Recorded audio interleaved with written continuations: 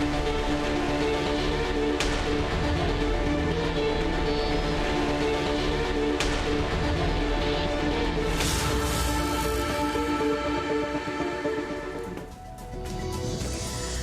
শুরু করছি ৮টায় সেরা presented by Subhash Bose Institute of Hotel Management. এবং আজকে ৮টায় সেরাতে দিনের সবচেয়ে গুরুত্বপূর্ণ এবং যে খবরটার জন্য আপনারা তাকিয়ে রয়েছেন সেই খবরে চোখ রাখবো, তাই নিয়ে আলোচনাও থাকবে। কারণ কোভ্যাক্সিনের প্রাথমিক পর্যায়ের ট্রায়াল সাকসেসফুল, সেই সম্পর্কে বিস্তারিত জানাবো। তার আগে একটু রাশিয়ান ভ্যাকসিনের দিকে নজর রাখি। দুদিন আগেই প্রথম ভ্যাকসিনের দাবি করে শোরগোল ফেলে দিয়েছেন রুশ প্রেসিডেন্ট ভ্লাদিমির পুতিন। প্রশ্ন তুলেছেন বিশেষজ্ঞরা, এত কম স্বেচ্ছাসেবকের ওপর পরীক্ষা করে ভ্যাকসিনের কার্যকারিতা নিয়ে নিশ্চিত হওয়া হঠকারিতা হয়ে যাবে না তো? এবার এই তাড়াহুড়ো নিয়ে দেশের অন্দরেই বিতর্কে রুশ সরকার। স্পুটনিক ৫ নিয়ে অযথা তাড়াহুড়োর প্রতিবাদ করে স্বাস্থ্য মন্ত্রকের এথিক্স কমিটি থেকে পদত্যাগ করলেন চিকিৎসক আলেকজান্ডার শুসেলিন। তার চাঞ্চল্যকর দাবি, দ্রুত টিকা আনতে গিয়ে দফা রফা হয়েছে মেডিকেল এথিক্সের। নাম করেই দায়ী করেছেন ভ্যাকসিন তৈরির প্রধান দুই গবেষককে। এই ভ্যাকসিন আদৌ কতটা সুরক্ষিত তুলে দিয়েছেন সে প্রশ্ন।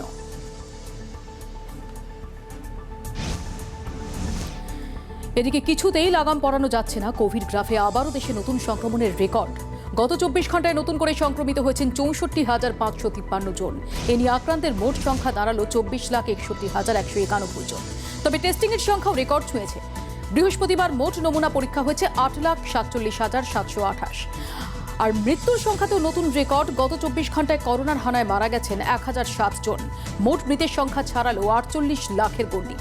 একমাত্র আশার আলো সুস্থতার হার। সুস্থ হয়েছেন ১৭,৫১,৫৫৬। কোনো মতেই আগল দেওয়া যাচ্ছে না করোনা সংক্রমণে। প্রতিদিনই বাড়ছে হাসপাতালে করোনা আক্রান্ত রোগীর সংখ্যা। প্রয়োজন হচ্ছে প্রচুর পরিমাণ অক্সিজেন সিলিন্ডারের। এই অবস্থায় হাসপাতালে অক্সিজেন সরবরাহ বজায় রাখতে হাসপাতালে লিকুইড অক্সিজেন প্লান্ট বসানোর পরিকল্পনা নিল সরকার। প্রথম দফায় বেলেঘাটা আইডি এবং এমআর বাঙুর হাসপাতালে প্লান্ট বসাচ্ছে রাজ্য সরকার। হাসপাতালের মধ্যে গড়ে তোলা হচ্ছে প্লান্টের পরিকাঠামো। রাজস্থানে অনিশ্চয়তার অবসান। বিধানসভার বিশেষ অধিবেশনে আস্থা ভোটে জয়ী হল কংগ্রেস। আস্থা ভোটে জয়ী হওয়ার পরই মুখ্যমন্ত্রী অশোক গেহলটের টুইট, রাজস্থানের মানুষ জয়ী হয়েছেন, বিধায়কদের ঐক্য জয়ী হয়েছে, সত্যের জয় হয়েছে। চলতি সপ্তাহের শুরুতেই সচিন পাইলট এবং তার অনুগামী ১৮ জন বিধায়ক কংগ্রেসে ফিরে আসেন রাহুল প্রিয়াঙ্কার হস্তক্ষেপে। বরফ গলতেই বোঝা যাচ্ছিল গেহলটের কুর্সি সুরক্ষিত। অবশেষে সুখী পরিবারের ছবি ফিরল রাজস্থান হাত শিবিরে।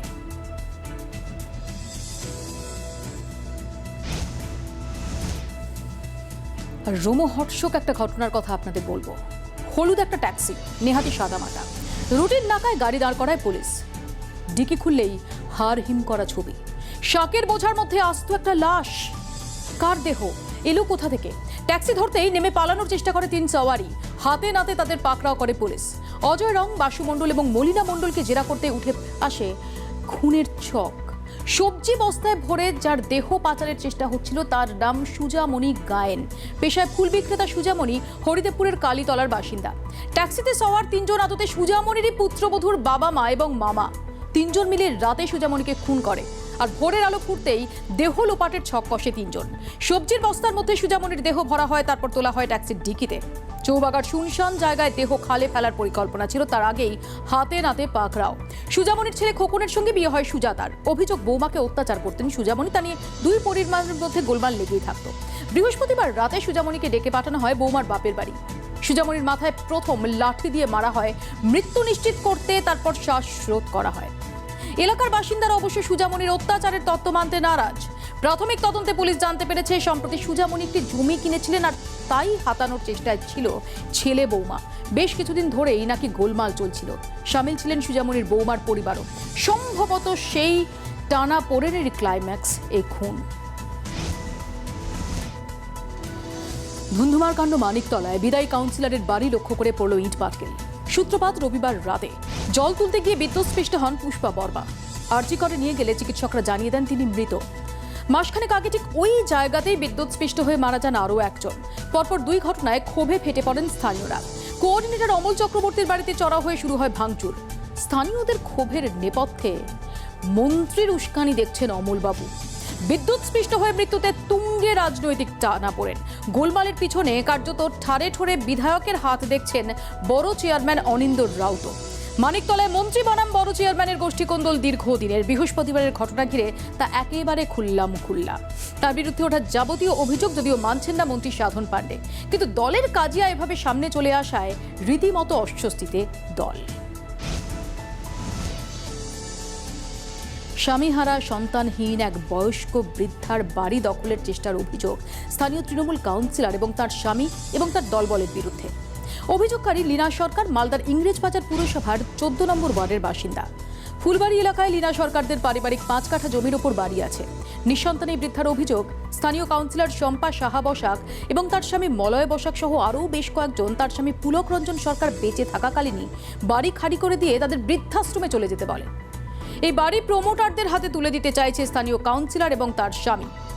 তাদের মানসিক অত্যাচারে স্বামী 1.5 মাস আগে মারা গেছেন বলে অভিযোগ ওই বয়স্ক মহিলার। আতঙ্কে ওই প্রৌঢ়া এবার জেলা শাসক এবং মুখ্যমন্ত্রী ও পুলিশ সুপারের দ্বারস্থ হয়েছেন, জানিয়েছে স্থানীয় তৃণমূল নেতৃত্বকেও। ঘটনার তদন্ত করে ব্যবস্থা নেওয়ার আশ্বাস দিয়েছেন ইংরেজবাজার পুর প্রশাসক মণ্ডলীর সদস্য তথা তৃণমূল নেতা দুলাল সরকার। যদি প্রশাসন ন্যায় বিচার না করে তাহলে লীনা সরকারের হয়ে পথে নামবে বিজেপি। ইতিমধ্যে প্রশাসনকে এই হুঁশিয়ারি দিয়ে রাখলেন বিজেপির মালদা জেলার সহসভাপতি অজয় গাঙ্গুলি। ৭৪তম স্বাধীনতা দিবসে পরিবহনের তৃতীয় লিঙ্গের প্রথম স্বাধীনতার কাহিনী। এবার থেকে বাসে আর জোর করে তুলে দেওয়া যাবে না তৃতীয় লিঙ্গের কোনো যাত্রীকে। আজ থেকে কলকাতা শহরের বেসরকারি বাসে তৃতীয় লিঙ্গের মানুষের জন্য আসন সংরক্ষণ শুরু হলো। এই আসনের নাম রাখা হয়েছে ত্রিধারা। লিঙ্গ বৈষম্যের কারণে এতদিন যে কোনো গণপরিবহনে কিছুটা কোণঠাসা হয়েছেন তারা। তাদের সমান অধিকারের জন্য এগিয়ে এলো কলকাতার প্যাডম্যান শোভন মুখার্জি, যার হাত ধরে 2017 সালে শহরের সবকটি সুলভ শৌচালয়ে বসেছে স্যানিটারি প্যাড ভেন্ডিং মেশিন। এবার তার মাধ্যমেই সূচনা হলো ত্রিধারার। আপাতত বাঁশদ্রোণী থেকে বাবুঘাটগামী 205 এবং 205-এর এই রুটের 36টি বাস দিয়ে এই পদক্ষেপের সূচনা। ধাপে ধাপে কলকাতার 6000 বাসে এই আসন সংরক্ষণ হবে। পরে জেলার বেসরকারি বাসগুলিতেও এই সুবিধে পাবেন তৃতীয় লিঙ্গের যাত্রীরা। আর যেমনটা আপনাদের জানিয়েছি, প্রাথমিক পরীক্ষায় সফল কোভ্যাক্সিন, কোনো পার্শ্ব প্রতিক্রিয়া নেই। দেশি প্রযুক্তিতে তৈরি এই করোনা ভ্যাকসিনের সবকিছু ঠিকঠাক চললে সামনের বছরের শুরুর দিকেই বাজারে চলে আসবে এই মহৌষধ। দেশে দৈনিক গড় সংক্রমণ প্রায় 60,000। অগাস্টে করোনা সংক্রমণের পরিসংখ্যান রোজই বাড়াচ্ছে দুশ্চিন্তা। তবে তার মাঝেই স্বস্তির খবর। প্রাথমিক পরীক্ষার পর করোনার দেশি ভ্যাকসিন নিয়ে আশা কয়েক গুণ বাড়িয়ে দিলেন গবেষকরা। কোভ্যাক্সিন নিরাপদ, কোনো পার্শ্ব প্রতিক্রিয়া মেলেনি। এইমস এবং পিজিআই রোহতকের মুখ্য গবেষকদের এই দাবিতে আশার আলো কোভিড জেরবার দেশে। 12টি জায়গায় 375 জন স্বেচ্ছাসেবকের ওপর ভ্যাকসিন পরীক্ষা হয়। প্রতি স্বেচ্ছাসেবককে ভ্যাকসিনের 2টি ডোজ দেওয়া হচ্ছে। দ্বিতীয় ডোজের পর প্রত্যেকের রক্ত পরীক্ষা হবে। প্রতিষেধকের কার্যকারিতা কতদিনের তা খতিয়ে দেখতে এই পরীক্ষা। আশা রাখবো যে এই কিল্ড ভ্যাকসিনের সেফটিটা এত ভালো, বাকি যেটা দ্বিতীয় লক্ষ্য এর ইমিউনোজেনিসিটি, সেটাও যেন খুব ভালোই উতরে যাক। তাহলে সেক্ষেত্রে সামনের বছরের হয়তো বা এপ্রিল মে মাসের মধ্যে আমাদের দেশে এই ভ্যাকসিনটা আমরা হয়তো পেয়ে যাব। আইসিএমআর এনআইভি পুনের তৈরি এই ভ্যাকসিন তৈরি করবে ভারত বায়োটেক। 12টি এলাকার ফলাফল এলে তবেই ভ্যাকসিনের দ্বিতীয় পর্যায়ের ট্রায়ালের অনুমতি চাওয়া হবে। ব্যুরো রিপোর্ট, জি 24 ঘন্টা। অত্যন্ত আশার কথা, এই নিয়ে আমরা আলোচনা করব। আমাদের সঙ্গে থাকবেন বিশিষ্ট চিকিৎসকরা, বিশেষজ্ঞরা। একটা ছোট্ট বিরতির পর ফিরবো সেই আলোচনায়। কোভ্যাক্সিনের এই সাফল্য এবং কবে ভ্যাকসিন পাওয়া যাবে, কিভাবে পাওয়া যাবে, এই সমস্ত কিছু সম্পর্কে একটা আভাস পাওয়ার চেষ্টা করব। ছোট্ট বিরতি নিয়ে ফিরছি।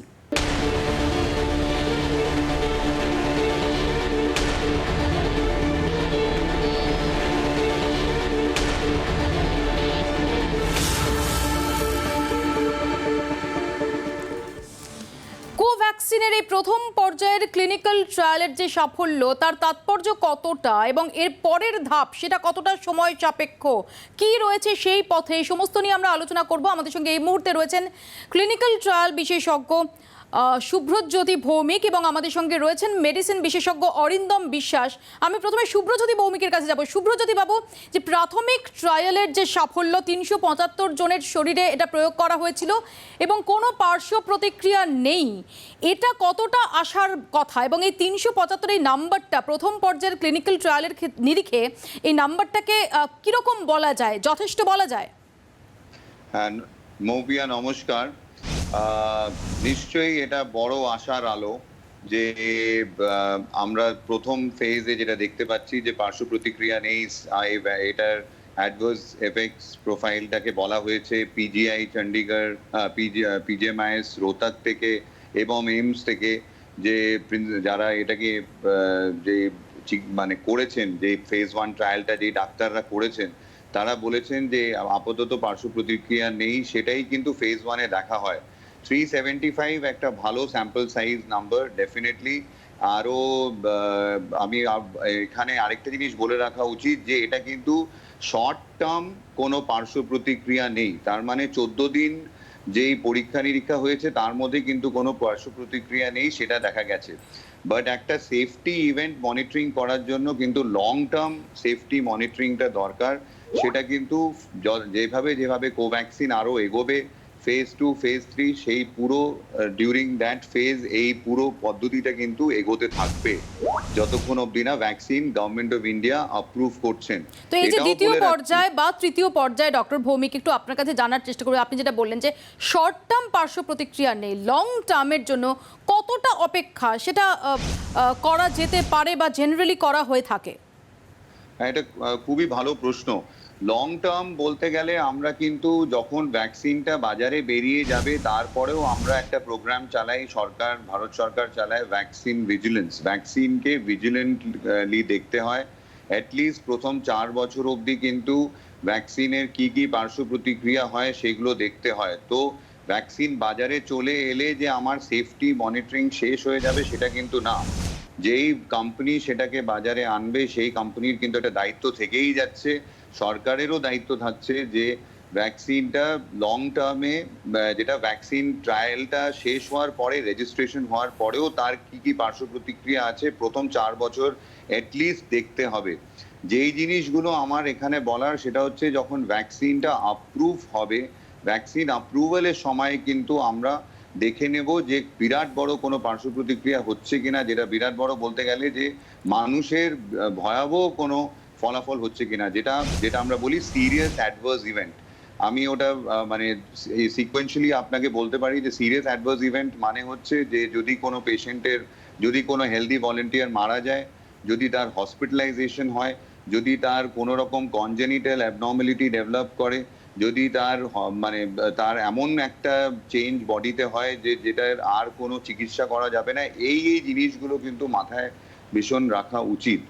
তো আমরা প্রথমেই দেখব যে শর্ট টার্মে ভ্যাকসিনটা আমাদের নিরাপদ আর এফিকেসিতে সেটা ইমিউনোজেনিসিটি করতে পারছে, সেই দেখে কিন্তু সরকার সেটাকে বাজারে অনুমোদন দেবেন। আমি আসবো আপনার কাছে, আমি অরিন্দম বিশ্বাসের কাছে চলে যাব। ডক্টর বিশ্বাস, আমরা তো দেখতে পাচ্ছি যে গোটা বিশ্বে অন্তত 7টা ভ্যাকসিন তৈরির কাজ সেটা একদম ফাইনাল পর্যায়ে রয়েছে, যার মধ্যে আমরা এই কোভ্যাক্সিনের যে সাফল্যের কথা জানতে পারলাম সেটা কতটা আশার আলো যোগাতে পারে বলে আপনি মনে করেন? আমি খুবই আত্মবিশ্বাসী যে এই সময় আমাদের যে কোভ্যাক্সিন নিয়ে যে চেষ্টাটা চলছে সেই চেষ্টার সফলতা পাবে এবং সফল হয়ে আমাদের বাজারে আসবে, মানুষজন নিতে পারবে পার্শ্ব প্রতিক্রিয়া ছাড়া। ভারতবর্ষ অনেকটা সময় নিচ্ছে, ধীরে চলো নীতিটাই আমি মানব, যে মেনে যাতে পার্শ্ব প্রতিক্রিয়া না থাকে, নিখুঁত একটা ভ্যাকসিন যেটা কোভিডকে আটকাতে পারবে, রুখতে পারবে, কোভিডের এই দাপটটাকে আটকে দিতে পারবে, আয়ত্তের মধ্যে আনতে পারবে। আমি আত্মবিশ্বাসী পুরোদমে। কবে নাগাদ আপনি এক্সপেক্ট করছেন এই কোভ্যাক্সিন? সত্যি কথা, এখন যা পর্যায়ে প্রথম স্তরে, আমার মনে হয় না খুব দ্রুত হলেও সেটা পরের বছরের প্রথম দিকেই আমি আশা করছি। আমি এটা আবার বলবো যে ধীরে সুস্থে চলো, আমরা অনেক দিন সহনশীলতার পরিচয় দেখিয়েছে, আরো কয়েক মাস দেখাবো, তাতে অসুবিধা নেই, কিন্তু একটা জোরালো ভ্যাকসিন দরকার যেটা রোগটাকে কিন্তু আটকে দিতে পারবে বা আয়ত্তের মধ্যে আনতে পারবে। আমি এখানে ডক্টর ভৌমিকের কাছে যাব, কারণ যেমন আমরা দেখছিলাম দুদিন আগেই রাশিয়ান প্রেসিডেন্ট ভ্লাদিমির পুতিন তিনি বোস্ট করেছিলেন যে প্রথম ভ্যাকসিনের কথা স্পুটনিক 5, আমরা পশ্চিমে দুনিয়া বা আপনারাও বিশেষজ্ঞরা তা নিয়ে সংশয় প্রকাশ করেছিলেন যে তৃতীয় পর্যায়ের ট্রায়ালের আগেই কিভাবে রেজিস্ট্রেশন হয়ে যায় এবং মাত্র 38 জন স্বেচ্ছাসেবকের উপর প্রয়োগ করে। আজকে আমরা যেটা জানতে পারলাম যে স্বাস্থ্য মন্ত্রকের এথিক্স কমিটির থেকে ইস্তফা দিচ্ছেন চিকিৎসক, অর্থাৎ দেশের অন্দরেই এই নিয়ে তারা বলছেন যে দফা রফা হয়েছে, যে রিগরের মধ্যে দিয়ে যাওয়ার কথা ছিল তার দফা রফা হয়েছে। তো এই জায়গাটা যাতে তৈরি না হয়, অলরেডি আমরা দেখতে পাচ্ছি যেটা আপনিও বললেন স্যাম্পল সাইজ আমাদের এখানে যথেষ্ট বড়, এই জায়গাটা যাতে তৈরি না হয় সেটার জন্য কতটা সতর্ক থাকতে হবে? আমাদের ভীষণ সতর্ক থাকতে হবে। দেখুন, আমি ডাক্তারি চিকিৎসায় একটা প্রথম কথা আছে, প্রাইমাম নন নসের, মানে হচ্ছে ফার্স্ট ডু নো হার্ম। এটা আমরা হিপোক্রেটিক ওতে নিই। আমরা এমন কোনো ওষুধ বা ভ্যাকসিন ব্যবহার করব না মানুষের ওপরে যাতে তার ক্ষতি হয়ে যায়। এই জিনিসটার এই যেহেতু আমি একটু সাধারণের বোঝার জন্য বলি, জিজ্ঞেস করি আপনার কাছে, স্পষ্ট করি, যেহেতু ভ্যাকসিন দেওয়া হয় সুস্থ শরীরে, একদম, অর্থাৎ একজন রোগী যিনি হয়তো মুমূর্ষু, তাকে তার প্রাণ বাঁচাতে অনেক সময় অনেক ঝুঁকিপূর্ণ এক্সপেরিমেন্ট করতে বাধ্য হন চিকিৎসকরা, কিন্তু ভ্যাকসিনটা সুস্থ, মানে সুস্থ শরীরকে যাতে ব্যস্ত না করা হয় ভ্যাকসিন দিয়ে, এটাই কি প্রাইমারি লক্ষ্য থাকে? একদম ঠিক বলেছেন আপনি মৌপিয়া। আর যেটা আমি বলছিলাম যে প্রাইমাম নন নার্সারি, যেটা আমাদের এথিক্সের প্রাইমারি পিলার, যে আমরা কাউকে সুস্থ করতে পারি কি না পারি, তাকে ভ্যাকসিন দিয়ে তার ভ্যাকসিনের কার্যক্ষমতা দেখাতে পারি কি না পারি, আমাদের কিন্তু তার ক্ষতি করার কোনো অধিকার নেই। সেই ভ্যাকসিনটা দিয়ে তার যদি কোনো ক্ষতি হয় সেই অধিকারটা কিন্তু আমাদের নেই। এথিক্স সেটাকে একেবারে মেডিকেল এথিক্স বা রিসার্চ এথিক্সের বাইরে। আজকে যে প্রফেসর আলেকজান্ডার চাকলিন, উনি রিজাইন করেছেন, গতকাল উনি রিজাইন করেছেন, উনি লিখেছেন যে মেডিকেল এথিক্সের এই যে প্রাইমারি পিলার বা স্তম্ভর পুরোপুরি এটাকে নেগলেক্ট করা হয়েছে এই ভ্যাকসিনটাকে অ্যাপ্রুভাল দেওয়ার সময়। আপনি এই ভ্যাকসিনের তৈরিটা যদি দেখেন, এটাতে কিন্তু রাশিয়ান মিলিটারি ইনভলভড আছে। তার মধ্যে প্রাথমিক একজন প্রফেসর আছেন, প্রফেসর সার্গেই বলে, উনি কিন্তু উনি মিলিটারি ইনস্টিটিউটের প্রফেসর। এই মিলিটারি যারা এইটাতে ভাগ নিয়েছিল তারা কিন্তু বেসিক্যালি ভালনারেবল সাবজেক্টস আমরা মনে করি ইন রিসার্চ, মানে তাদের কিন্তু কোনো হ্যাঁ বা না বলার জায়গা নেই। তাদের ইনফর্ম কনসেন্টটা যেভাবে সুপিরিয়র বলবে সেভাবে কিন্তু তাদের এই ট্রায়াল বলুন তাতে তাদের এটাতে ভাগীদার হতে হবে। একদম, আমি এই প্রসঙ্গে আসবো ডক্টর ভৌমিক, আমি ডক্টর বিশ্বাসের কাছেও আসবো এবং আমাদের সঙ্গে যোগ দেবেন আরেক বিশিষ্ট চিকিৎসক ডক্টর শুদ্ধ সত্য চ্যাটার্জি। ছোট্ট একটা বিরতির পর ফিরছি, দেখতে থাকুন আটটাই সেরা।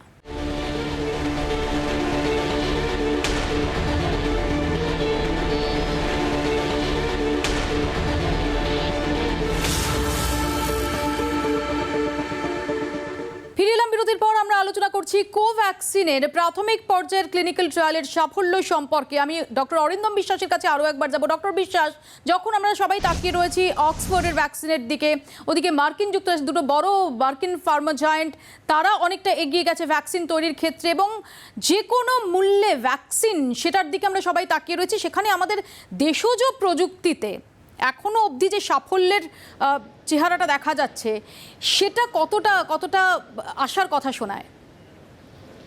অনেকটা আশার কথা শোনায়। ধারাবাহিকতাটা থাকলেই আমরা এই লড়াই জিতবো। আমরাই সেই কচ্ছপ যে এগিয়ে যাব এই যুদ্ধে, তাড়াহুড়ো করে লাভ নেই। সুতরাং আমরা গিয়ে ভিক্টরি ল্যাপে ঘুরবো, এটা নিয়ে কোনো সন্দেহ নেই। ভারতবাসী হিসেবে, একজন চিকিৎসক হিসেবে আমি যথেষ্ট আশাবাদী আমরা করে দেখাতে পারবো। আমরা যেমন দেখেছি ডক্টর বিশ্বাস যে অক্সফোর্ডের ভ্যাকসিনের ক্ষেত্রেও ভারতের সেখানে সেরামের সঙ্গে একটা সেখানের অলরেডি যোগসূত্র রয়েছে, এবং সেক্ষেত্রেও যদি অক্সফোর্ডের ভ্যাকসিন সেটা সাকসেসফুল হয়ে যায় তাহলে সেটাও ভারত পাবে। কিন্তু একদম দেশে বানানো হলে সেটা কি, যেটা সবার আগে প্রশ্ন, যে সেটা সংগ্রহের ক্ষেত্রে, সেটা ডিস্ট্রিবিউশনের ক্ষেত্রে অনেকটা বেশি এগিয়ে যাওয়া যেতে পারে যদি সেটা আমাদের দেশজ হয়? অনেকটা সুবিধা হবে, কারণ ভারতবর্ষ থেকে যে প্রতিষ্ঠানগুলো এই ভ্যাকসিনটা তৈরি করবে তারা ভারতবর্ষের জনসংখ্যার নিরিখেই তৈরি করবে, এবং ভারতবর্ষের মানুষকে যাতে তাড়াতাড়ি এর যোগান দিতে পারে সেই ব্যবস্থাটাই করবে, সেটা মাথায় রেখেই করবে। সুতরাং ভারতবর্ষের যেসব প্রতিষ্ঠানগুলো রয়েছে, কোম্পানিগুলো রয়েছে, তারা কিন্তু এই বিষয়ে নজর দেবে। অন্য দেশ সেই জনসংখ্যার নিরিখে কিন্তু কাজ করবে না। সেই ক্ষেত্রে আমি আশাবাদী এবং আমি আত্মবিশ্বাসী যে এই সংস্থাগুলো আরো দ্রুত তৈরি করবে এবং খুব অনেক সংখ্যায় তৈরি করবে, যাতে ভারতের একটা বড় সংখ্যার মানুষ খুব তাড়াতাড়ি এই প্রতিষেধক পেতে পারে।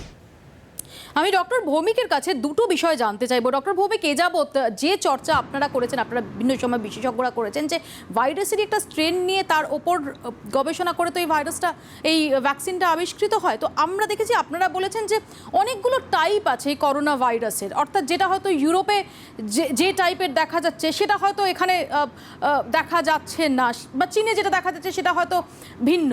আমার আপনার কাছে জিজ্ঞাসা যে একদম এখানের গবেষণায় তৈরি ভ্যাকসিন যদি প্রথম কার্যকারিতার স্বীকৃতি পায়, সেখানে কোথাও কি আমাদের জন্য আরও বেশি নিরাপদ হবে, নাকি সেটা তেমন ম্যাটার করবে না? Number one. নাম্বার টু, আপনারা যেটা বারবার বলছেন যে কিল্ড ভাইরাস, আর যেটা রাশিয়ার ক্ষেত্রে যেটা শোনা যাচ্ছে যে লাইভ ভাইরাস এই ভ্যাকসিনের ক্ষেত্রে, সেটাও কি আমাদের একটা অ্যাডেড অ্যাডভান্টেজ হবে? হ্যাঁ, মৌপিয়া ভীষণ ভালো প্রশ্ন করেছেন। প্রথম কথা সেটা হচ্ছে যে আমাদের এখানকার স্ট্রেন যেটা আমরা বলি, সেটা কিন্তু ভারত বায়োটেক যেটা তৈরি করছে কোভ্যাক্সিন, তাতে কিন্তু NIV Pune, national institute of virology Pune, সেই স্ট্রেনটা দিয়েছে, সেই স্ট্রেনটা দিয়ে তৈরি হচ্ছে। আর এই স্ট্রেনটা সবচেয়ে কমনেস্ট স্ট্রেন যেটা আমাদের ভারতবর্ষে আমাদের লোকজনদের ইনফেক্ট করেছে। নিশ্চয়ই একটা বিরাট বড় আশা, নিশ্চয়ই একটা বিরাট বড় এটাতে আমাদের পাওয়া হবে যে আমাদের মোস্ট কমন সেরোটাইপ, যেটা আমরা সেরোটাইপ মোস্ট কমন বলি যে ভ্যারিয়েন্ট, তার দিয়ে যদি তৈরি হয় ভারত বায়োটেকের কোভ্যাক্সিন, আমাদের বেশিরভাগ ভারতবাসীরা তারা কিন্তু এটার বিরাট উপকার পাবে। আর এই স্ট্রেনটাকে সিলেক্ট করা হয়েছে যে প্রথম কথা হচ্ছে নট অনলি যে তার কমন অকারেন্স, বাট অলসো যে তার লিথেলিটি যার সব থেকে বেশি ছিল, যে সব থেকে বেশি মানুষের মধ্যে মানে তাকে রুগীরা যাতে মারা গেছে। তো এই জিনিসটার জন্য কিন্তু আমাদের ভারতবর্ষের লোকেরা ভীষণভাবে প্রোটেক্টেড হবে। দ্বিতীয় কোয়েশ্চেন যেটা আপনি জিজ্ঞেস করলেন, killed versus live vaccine. Killed versus live ভ্যাকসিনের আমাদের ভ্যাকসিনে মূলত যেই কাজটা হয় সেটা হচ্ছে অ্যান্টিজেনটাকে ইন্ট্রোডিউস করা হয়, মানে একটা ফরেন মেটেরিয়ালকে ভেতরে ইন্ট্রোডিউস করা হয়।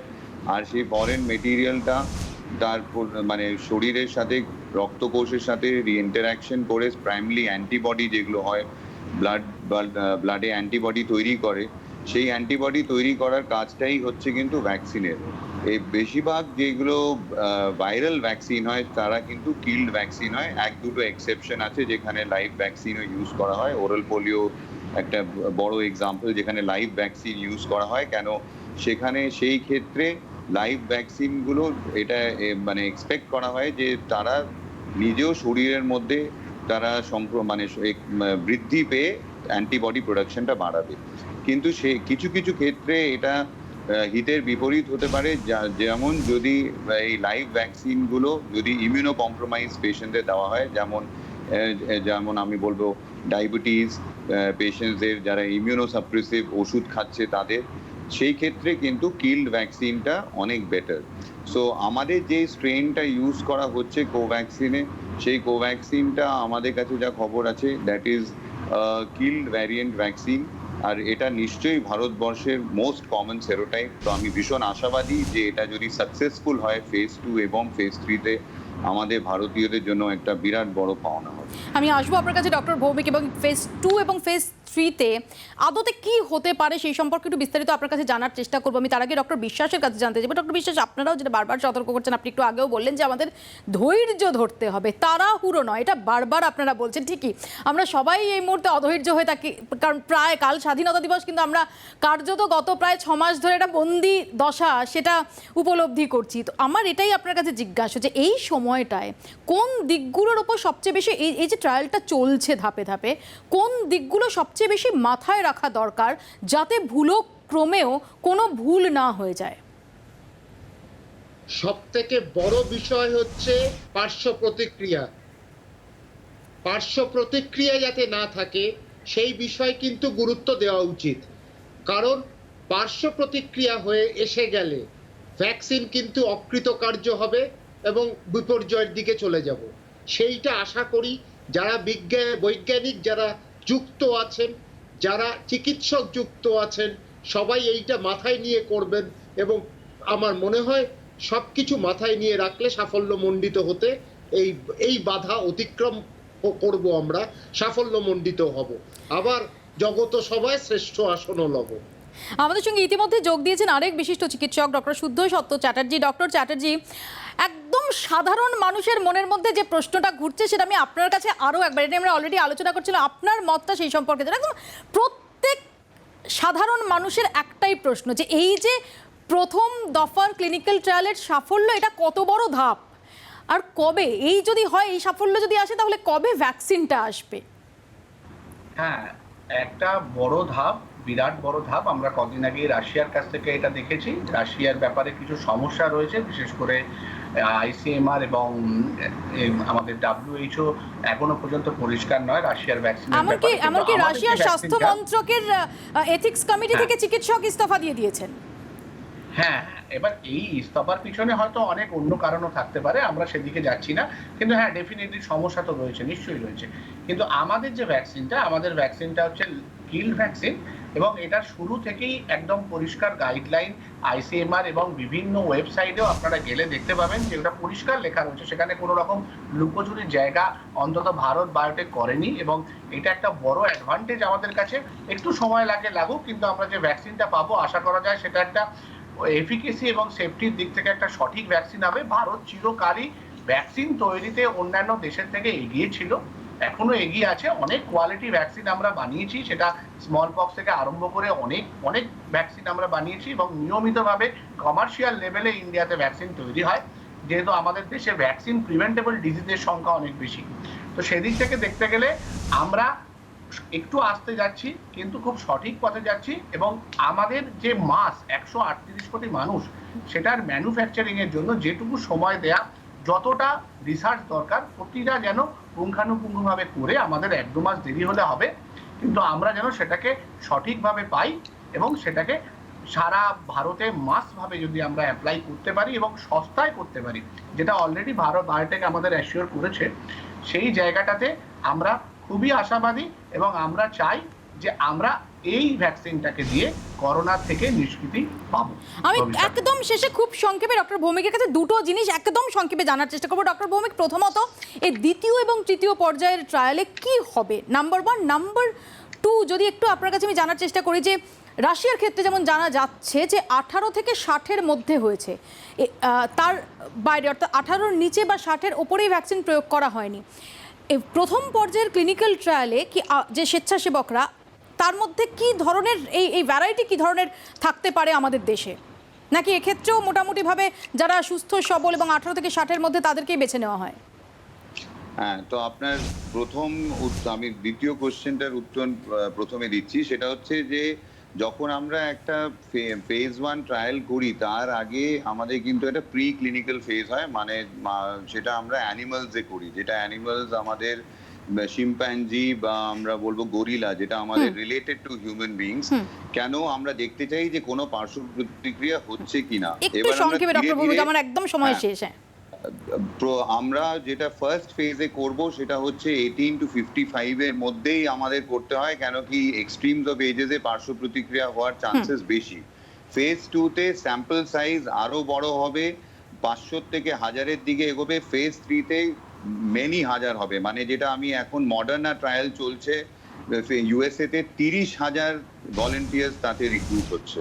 তো যেটা ফেজ 1-এ কিছু শো ছিল, সেটা ফেজ 2 তে 1000-এ গিয়ে দাঁড়াবে। আর আমরা এই মুহূর্তে আশা করব যে আস্তে আস্তে সেই ধাপগুলো আমরা উত্তরণ করতে পারবো সাকসেসফুলি, এবং অবশেষে এই যে বিশল্যকরণী, সেই বিশল্যকরণী আমাদের দেশজ প্রযুক্তিতে তৈরি হয়ে আমাদের হাতে আসবে, এবং আমরা সত্যি সত্যি স্বাধীনতার স্বাদ পাবো। অন্তত স্বাধীনতা দিবসের আগের সন্ধ্যে দাঁড়িয়ে এই আশাটাই একমাত্র আমরা সবাই রাখছি। আপনাদের অনেক ধন্যবাদ আমাদের সময় দেওয়ার জন্য। ছোট্ট একটা বিরতি নিচ্ছি, বিরতির পর আপনাদের দেখাবো একদম নিউ নর্মাল স্বাধীনতা দিবস উদযাপন, দিল্লি এবং রেড রোডের ছবি আপনাদের দেখাবো কি প্রস্তুতি।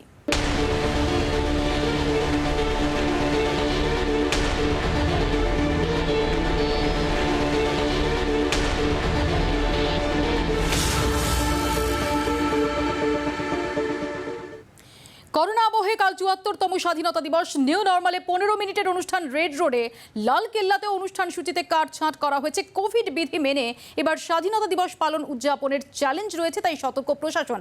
আমাদের সঙ্গে রয়েছেন আমাদের দুই প্রতিনিধি। আমাদের সঙ্গে নয়াদিল্লি থেকে রয়েছেন জ্যোতির্ময় কর্মকার এবং কলকাতা থেকে রয়েছেন সুতপা সেন। আমি প্রথমে জ্যোতির কাছে চলে যাব। জ্যোতি, নিউ নর্মাল স্বাধীনতা দিবস উদযাপন, কালকে লাল কেল্লায় কি ছবি দেখা যাবে?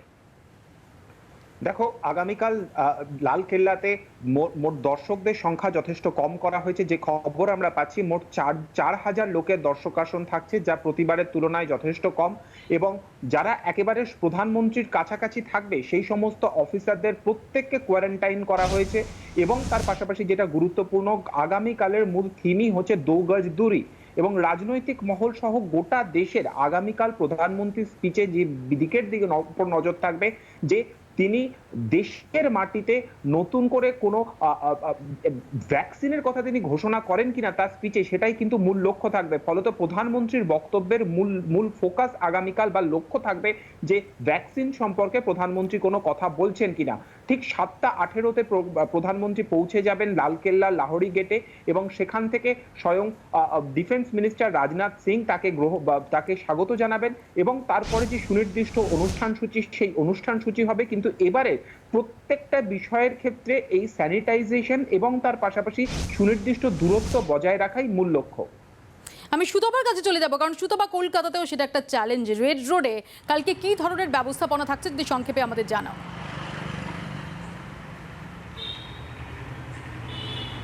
দেখো, প্রথমেই বলি যে স্বরাষ্ট্র মন্ত্রক থেকে যেরকম রাজ্যগুলোকে নির্দেশ দেওয়া হয়েছে যে খুব ছোট্ট করে অনুষ্ঠান করতে হবে, সেই নির্দেশ পুরোপুরি মেনে কালকে অনুষ্ঠান হচ্ছে। মুখ্যমন্ত্রী থাকবেন, মন্ত্রিসভার সদস্য হিসেবে একজন মাত্র থাকবেন ফিরহাদ হাকিম, এছাড়া বিধানসভার অধ্যক্ষ থাকবেন। এই যে অনুষ্ঠান হবে সেই অনুষ্ঠানে মাত্র 50 জনকে আমন্ত্রণ জানানো হয়েছে যারা উপস্থিত থাকবেন। তুমি জানো যে প্রত্যেক বছর প্রচুর সাধারণ দর্শক তারা থাকেন দেখার জন্য, এবারে কাউকেই অ্যালাউ করা হচ্ছে না। একদিকে যেরকম 15 থেকে 20 মিনিটের একটা ছোট্ট অনুষ্ঠান হবে যেখানে মুখ্যমন্ত্রী ফ্ল্যাগ উত্তোলন করবেন, এবং একই সঙ্গে কোভিড ওয়ারিয়ার 25 জন তাদেরকে আমন্ত্রণ জানানো হয়েছে, তাদেরকে বিশেষভাবে সম্মান জানাবেন মুখ্যমন্ত্রী মমতা বন্দ্যোপাধ্যায়।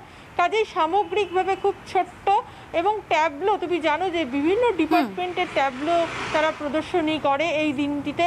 কালকে কিন্তু মাত্র 4টে ট্যাবলো রাখা হচ্ছে, এবং 3টে দপ্তর অর্থাৎ পুলিশ, ক্ষুদ্র এবং মাঝারি শিল্প এবং তথ্য সংস্কৃতি দপ্তর, এই 3টে দপ্তরে 4টে ট্যাবলো মাত্র থাকবে যারা প্রদর্শন করবে। অর্থাৎ সামগ্রিকভাবেই কিন্তু প্রোগ্রামটাকে একেবারে ছোট্ট করা হয়েছে, এবং অবশ্যই কোভিড বিধি মেনে দূরত্ব বজায় রেখে বসার ব্যবস্থা ইত্যাদি থাকছে। অনেক ধন্যবাদ সুতপা এবং জ্যোতি। কালকে নিউ নর্মাল এই স্বাধীনতা দিবস উদযাপনের দিকে আমাদের যেমন নজর থাকবে তেমনই নজর থাকবে ভ্যাকসিন সম্পর্কে কোনো ঘোষণা নরেন্দ্র মোদী প্রধানমন্ত্রী তার গলা থেকে আসে কি না, এবং একই সঙ্গে আমাদের আশা থাকবে যে এবারের স্বাধীনতা দিবস আমরা অনেক বাধা ছাধার মধ্যে করছি, পরবর্তী স্বাধীনতা দিবসটা আমরা স্বাধীনভাবেই উদযাপন করতে পারবো। আপাতত 8টায় সেরা এখানে শেষ করছি, একটু পরে ফিরছি পেজ 1 নিয়ে। দেখতে থাকুন জি 24 ঘন্টা।